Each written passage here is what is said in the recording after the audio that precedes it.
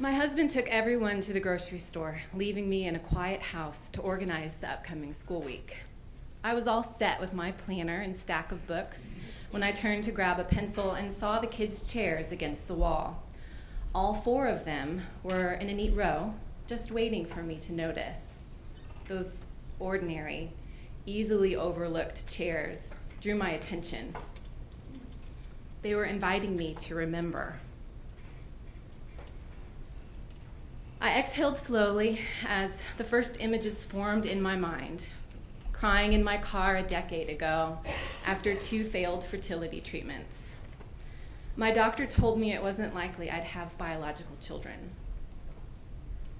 I longed for the joy of seeing a pregnancy test turn positive, but through the passing years, they never did, so I stopped watching. It was my husband who stood at the bathroom sink one evening watching a test. His shoulders slumped, and he commented, "At least this test is really clear. It gives you an X to let you know it's negative."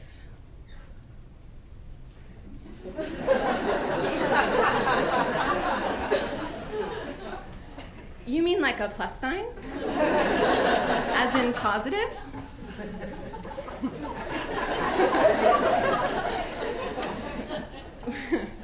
We were so happy. And I could feel it all over again, staring at the first chair. But then was quickly reminded of how we almost lost our baby.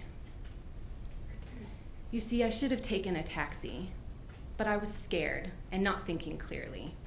I got on my bike, pedaled my 36-week pregnant self all the way across Amsterdam to the hospital, and after a short test was rushed into surgery.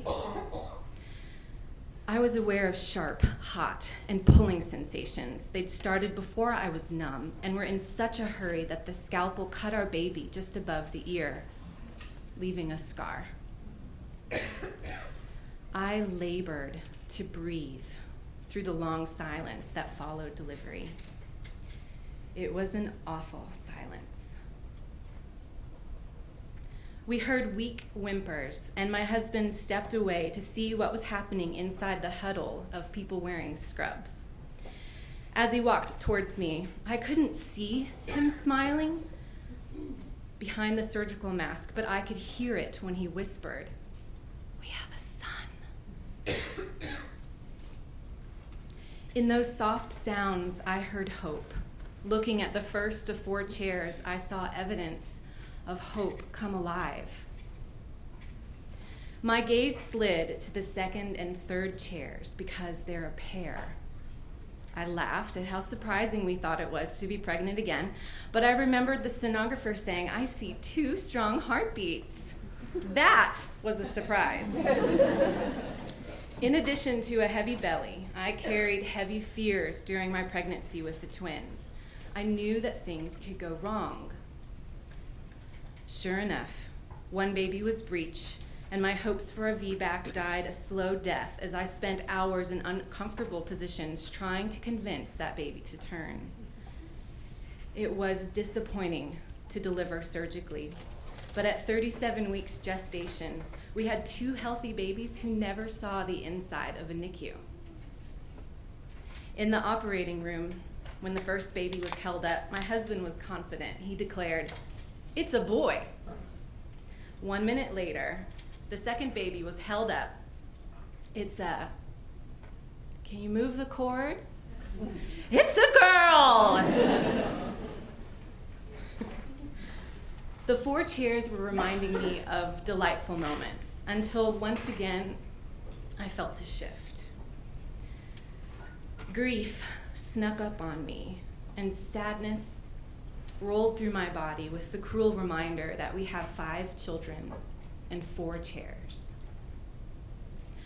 I saw the heartbeat flicker at the first sonogram. Next time, knowing what to look for, I felt sick when I didn't see it. There was no flicker. Our baby was gone. I had to look away from the chairs. I wanted to see the far corner of our backyard near the swing set. Purple is my favorite color. I drove myself home after that appointment, knowing I carried a life that was no more. Through my tears, I saw a blur of purple blooms everywhere. All the Texas sage in town were putting on a beautiful display. I found comfort in holding my 3 children, and at the same time I ached for what had been taken away. My arms felt heavy with emptiness. A few months later, I planted the biggest Texas sage I could find in that corner of the yard. When it blooms, especially when it's heavy with purple flowers, I remember her. 2 years after our loss, we received a gift. There are 4 chairs, after all. This time, I wanted to be the one to announce boy or girl. Everyone waited patiently for me to wipe happy tears from my eyes, to see for myself, and then I didn't care about announcements. "You're a boy," is what I said to him as the nurse laid our son on my chest. It was a first for me to hold my newborn skin to skin. My husband sang to settle him. He turned toward our voices, opened his eyes, and the 3 of us were wrapped in a soothing calm. I was told 10 years ago that I probably wouldn't have any children, but the 4 chairs in my dining room tell a different story.